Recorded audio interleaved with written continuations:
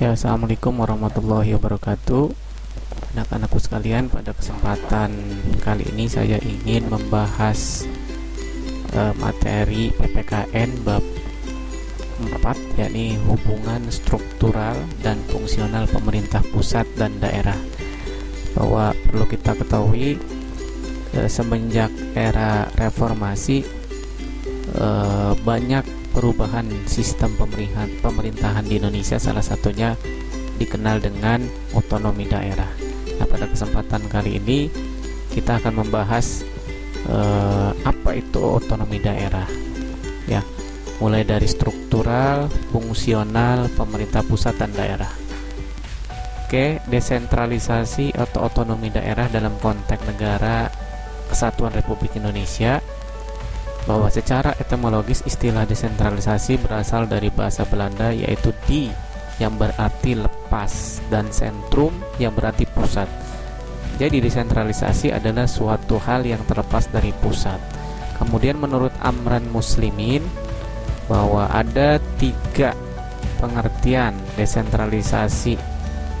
Pertama, desentralisasi politik, desentralisasi fungsional, dan desentralisasi kebudayaan. Jadi desentralisasi politik itu adalah pelimpahan kewenangan terkait dengan kebijakan-kebijakan politik. Nah, begitu juga dengan desentralisasi fungsional, ini terkait dengan fungsi-fungsi struktural di sebuah pemerintahan daerah ataupun pusat. Nah, kemudian desentralisasi kebudayaan, ini pelimpahan kewenangan daerah untuk mengelola kebudayaannya. Itu menurut Amran. Kemudian desentralisasi adalah suatu proses penyerahan sebagian wewenang dan tanggung jawab dari urusan yang semula adalah urusan pemerintah pusat kepada badan-badan atau lembaga-lembaga pemerintah daerah. Nah, ini pengertian secara umumnya. Jadi pelimpahan wewenang atau penyerahan sebagian wewenang, jadi tidak semuanya, dan tanggung jawab dari urusan yang awalnya adalah urusan pemerintah pusat menjadi dibagi menjadi badan-badan atau lembaga-lembaga pemerintah daerah. Apa tujuannya? Agar urusan-urusan dapat beralih kepada daerah dan menjadi wewenang serta tanggung jawab pemerintah daerah. Nah, ini kelebihan desentralisasi pemerintahan atau otonomi. Diantaranya adalah struktur organisasi yang disentralisasikan merupakan pendelegasian wewenang untuk memperingan manajemen pemerintah pusat. Jadi lebih fleksibel, ya, lebih mudah karena kewenangannya sudah ada di daerah. Kemudian mengurangi bertumpuknya pekerjaan di pusat pemerintah karena sudah didistribusikan atau diberikan kewenangan pada daerah. Begitu juga dalam menghadapi permasalahan yang amat mendesak, pemerintah daerah tidak perlu menunggu instruksi dari pusat. Jadi bisa langsung mengambil kebijakan, misalnya terkait dengan analisis AMDAL, misalnya terkait dengan kajian lingkungan terhadap sebuah proyek atau perusahaan yang berdiri baru di daerah tertentu.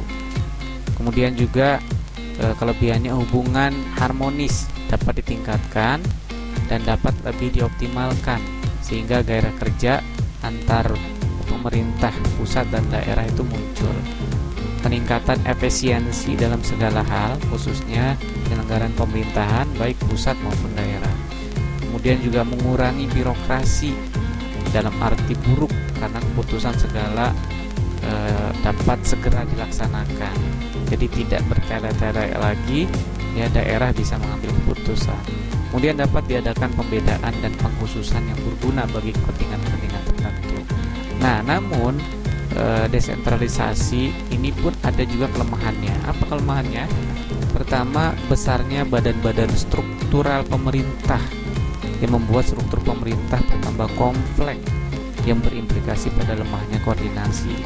Jadi karena pelimpahan kewenangan di daerah, maka akan muncul lembaga-lembaga atau badan-badan struktural baru. Nah, ini juga akan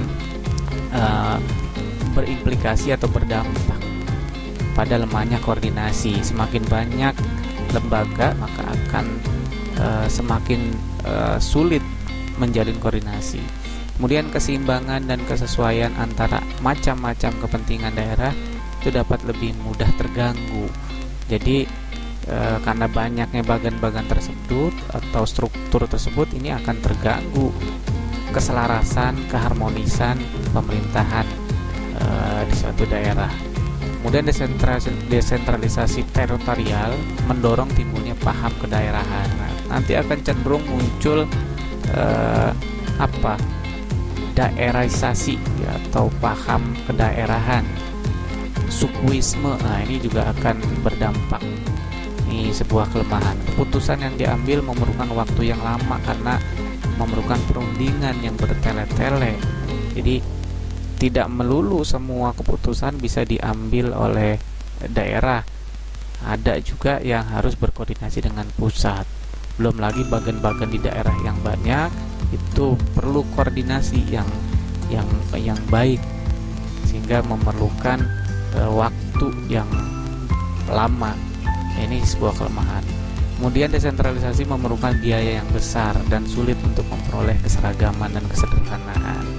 Besar karena memang otomatis akan banyak bagan dan struktur, maka pembiayaan daerah pun semakin besar mengingat SDM-nya pun bertambah. Oke, selanjutnya otonomi daerah. Ini banyak pengertian dari para ahli, misalnya dari C.J. Franzen, bahwa otonomi daerah adalah hak untuk mengatur urusan daerah dan menyesuaikan peraturan yang sudah dibuat dengannya. Wajong menjelaskan bahwa kebebasan untuk memelihara dan memajukan kepentingan khusus daerah dengan keuangan sendiri, menentukan hukum sendiri dan pemerintahan sendiri. Kapten Saripudin menjelaskan bahwa otonomi daerah sebagai kebebasan atau kemandirian, tetapi bukan kemerdekaan. Namun kebebasan itu terbatas karena merupakan perwujudan dari pemberian kesempatan yang harus dipertanggungjawabkan. Nah, namun menurut Undang-Undang Republik Indonesia tahun nomor 9 tahun 2015 tentang perubahan kedua atas Undang-Undang nomor 23 tahun 2014, ini tentang pemerintahan daerah, otonomi daerah adalah hak, wewenang dan kewajiban daerah otonom untuk mengatur dan mengurus sendiri urusan pemerintahan dan kepentingan masyarakat sesuai dengan peraturan perundang-undangan. Nah, tujuan otonomi daerah adalah untuk meningkatkan daya guna dan hasil guna penyelenggaraan pemerintah dalam rangka pelayanan terhadap masyarakat dan pelaksanaan pembangunan sesuai dengan peraturan perundang-undangan. Jadi memang dikhususkan untuk peningkatan kesejahteraan bagi masyarakat daerah tertentu atau tersebut.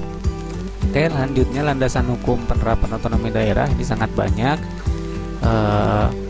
Ini dari Undang-Undang nomor 1 tahun 1945 tentang komisi daerah, kemudian Undang-Undang nomor 22 tahun 1948 tentang pokok pemerintahan daerah, ya, sampai dengan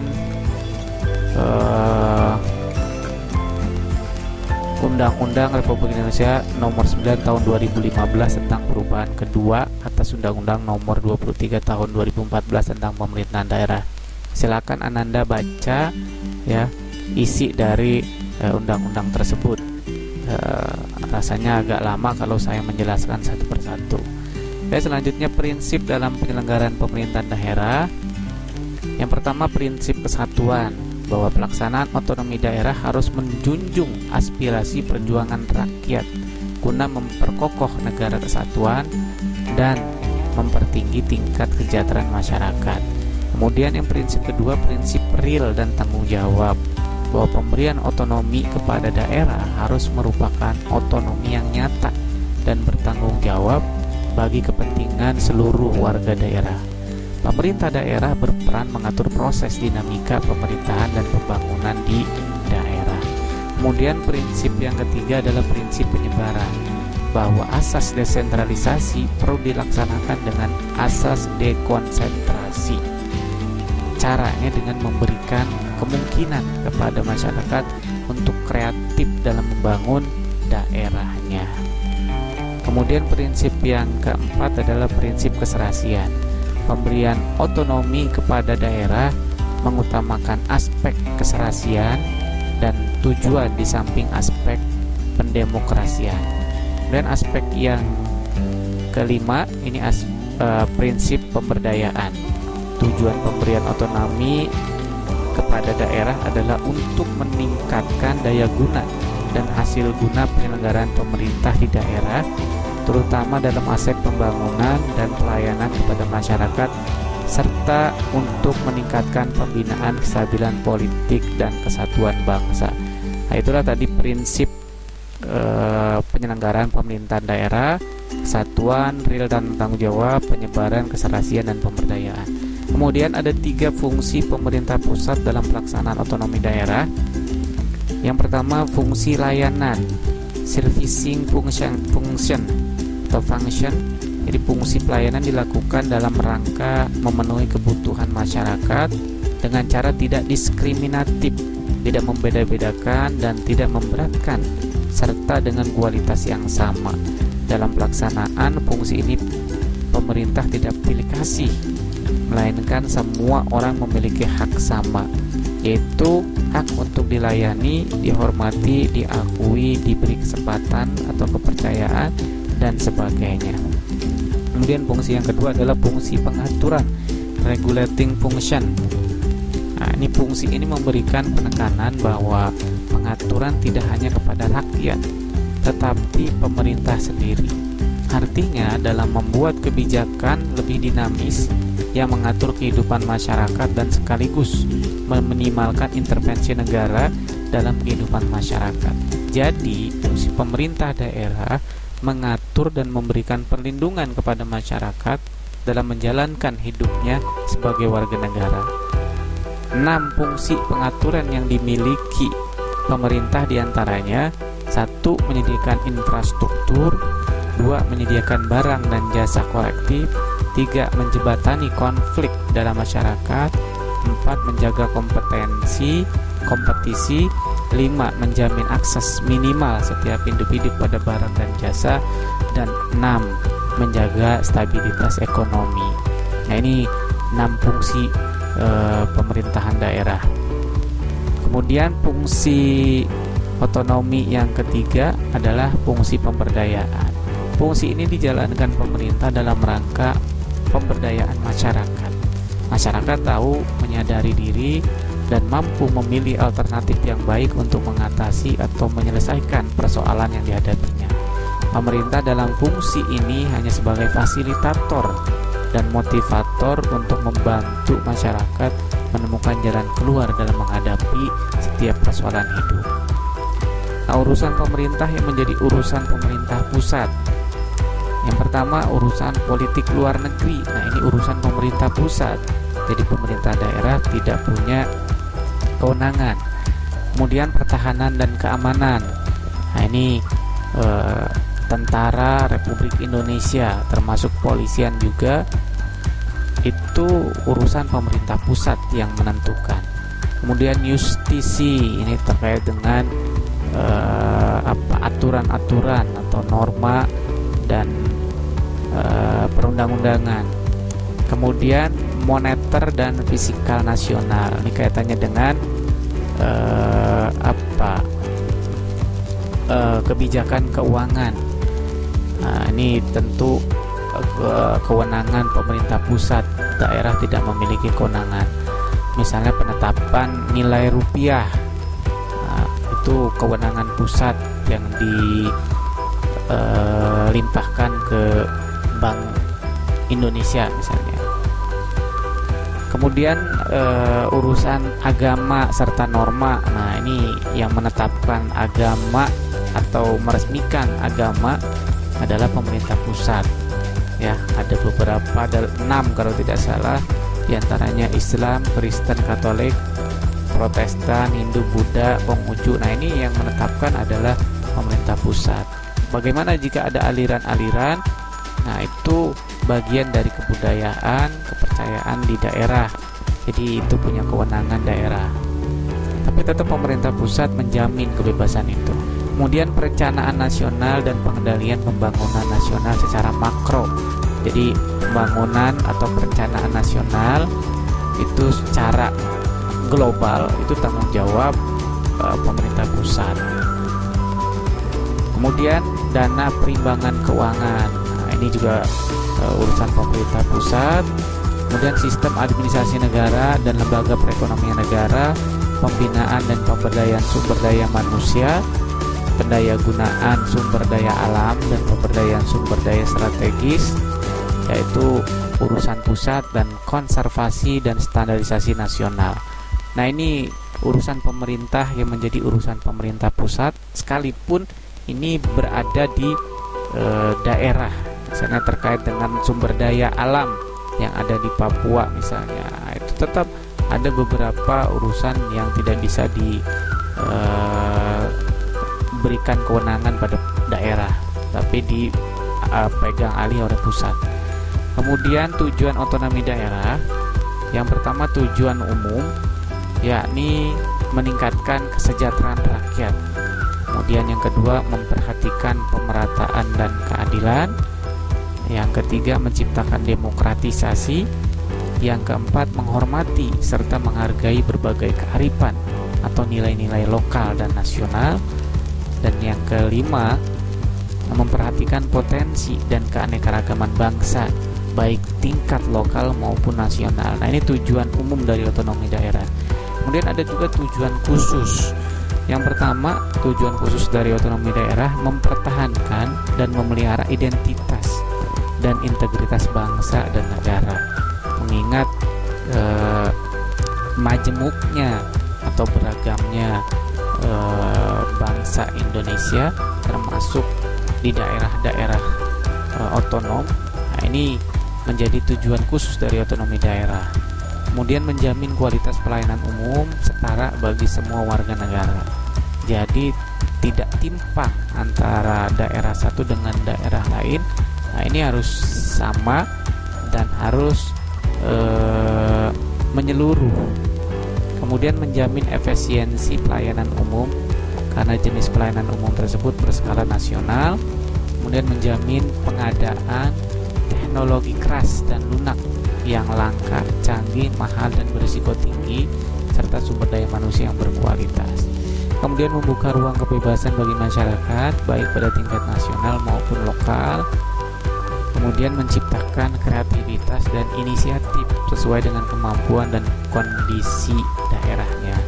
Kemudian yang terakhir, memberi peluang kepada masyarakat untuk membangun dialog secara terbuka dan transparan dalam mengurus dan mengatur rumah tangganya sendiri. Nah, ini kewenangan pemerintah daerah untuk kabupaten atau kota dalam otonomi daerah. Yang pertama, perencanaan dan pengendalian pembangunan. Jadi ini pemerintah daerah memiliki kewenangan dalam otonomi daerah adalah perencanaan dan pengendalian pembangunan. Oleh daerah merumuskan pembangunan jalan, infrastruktur, ya, atau yang lainnya, termasuk bangunan gedung-gedung sekolah, ya, perguruan tinggi dan sebagainya, rumah sakit juga termasuk. Kemudian perencanaan, pemanfaatan, pengawasan tata ruang. Kemudian penyelenggaraan ketertiban umum dan ketentraman masyarakat.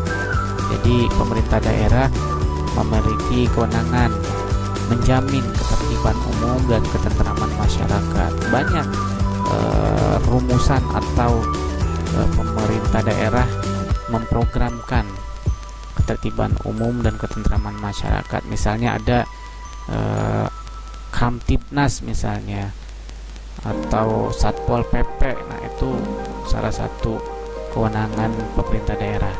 Kemudian penyediaan sarana dan prasarana umum, entah itu bisa pendidikan, sarana rumah sakit,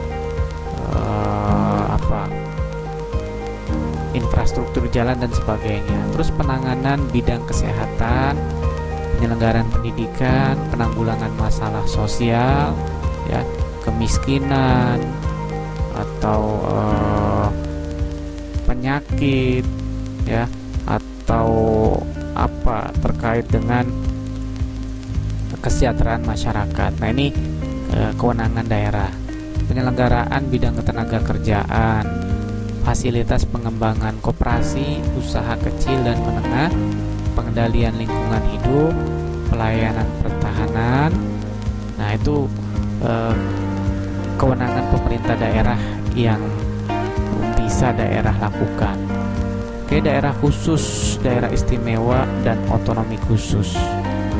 Nah, dalam Undang-Undang Dasar Negara Republik Indonesia tahun 1945 pasal 18B ayat 1 menyatakan negara mengakui dan menghormati satuan-satuan pemerintahan daerah yang bersifat khusus atau bersifat istimewa yang diatur dengan undang-undang. Undang-undang yang dimaksud adalah Undang-Undang Republik Indonesia Nomor 9 Tahun 2015 tentang perubahan kedua atas Undang-Undang Nomor 23 Tahun 2014 tentang pemerintahan daerah. Jadi dari pemerintahan daerah itu ada istilah daerah khusus, daerah istimewa, atau otonomi khusus. Nah, adapun yang dimaksud dengan satuan-satuan pemerintahan daerah yang bersifat khusus adalah daerah yang diberi otonomi khusus, yaitu daerah khusus ibu kota Jakarta. Kemudian ada provinsi Papua. Nah, itu disebut dengan otonomi khusus. Ada juga daerah istimewa. Di antaranya adalah daerah istimewa Aceh dan daerah istimewa Yogyakarta. Nah, kenapa DKI disebut otonomi khusus? Di antaranya DKI ditunjuk sebagai ibu kota Negara Kesatuan Republik Indonesia, sehingga menjadi jantung dari negara Indonesia, yaitu ibu kota Jakarta. Daerah istimewa Aceh karena memiliki kekhasan kebudayaannya, termasuk otonomi dalam menjalankan syariat Islam misalnya, karena memang kental akan agama Islam, maka Aceh diberikan keistimewaan dalam kebudayaannya. Kemudian di Yogyakarta juga ini terkait dengan struktur kedaerahannya. Jadi gubernur itu mewarisi dari sultan, karena memang Yogyakarta merupakan wilayah atau daerah kerajaan, maka ada keistimewaan dalam struktural pemerintahannya. Begitu juga Aceh memiliki sumber daya alam yang melimpah, maka disebut otonomi khusus. Keterlibatan warga dalam pemberdayaan sumber daya alamnya sangat besar. Ini bagian dari otonomi khusus, dan transparansinya, keikutsertaan masyarakatnya. Oke, selanjutnya ini bagian hubungan koordinasi antara pemerintah pusat dan daerah. Nah, di atas itu presiden sebagai lembaga eksekutif, di bawahnya ada kementerian, Kemendagri, ya, kemudian kanwil tertentu, gubernur. Nah, ini kepala pemerintah provinsi, ada juga DPRD provinsi. Nah, di bawah gubernur di sini ada dinas, ya, kemudian sekretaris dan sekretariatnya. Nah, di bawah gubernur ada bupati atau wali kota. Kemudian juga di sini ada DPRD kabupaten atau DPRD kota. Nah, kemudian di bawah bupati, wali kota ini ada kecamatan. Tentu bupati, wali kota ada dinas. Ada dinas pendidikan, dinas kebudayaan, dinas macam-macam dinas di bawah koordinasi baik gubernur, bupati atau wali kota. Sekretariatnya juga sama. Di bawah bupati ada kecamatan, Nah, di bawah kecamatan ada kelurahan. Nah, ini struktural hubungan koordinasi pemerintah pusat dan daerah. Nah, ini semuanya disebut presiden sampai gubernur, bupati, dan kecamatan. Ini pemerintah atau disebutnya lembaga eksekutif yang menjalankan undang-undang. Nah, di sini DPRD provinsi, ada DPRD daerah, kabupaten atau kota, ini disebutnya legislatif. Oke, ini harus bersinergi ya, dari presiden, koordinasi menginstruksikan ke Mendagri ya. Jadi gubernur itu diangkat atau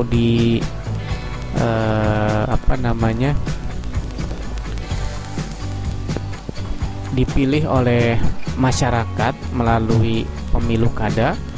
Nah, kemudian sumpah jabatan ya, atau dilantik Mendagri atas nama presiden. Nah, begitu juga dengan bupati, wali kota ya, ini dipilih oleh masyarakat melalui pemilihan kepala daerah atau pilkada ya, nanti akan dilantik oleh gubernur atas nama presiden. Begitu juga dengan kecamatan, ini dilantik oleh bupati atau wali kota. Nah, kira-kira itu garis koordinasinya.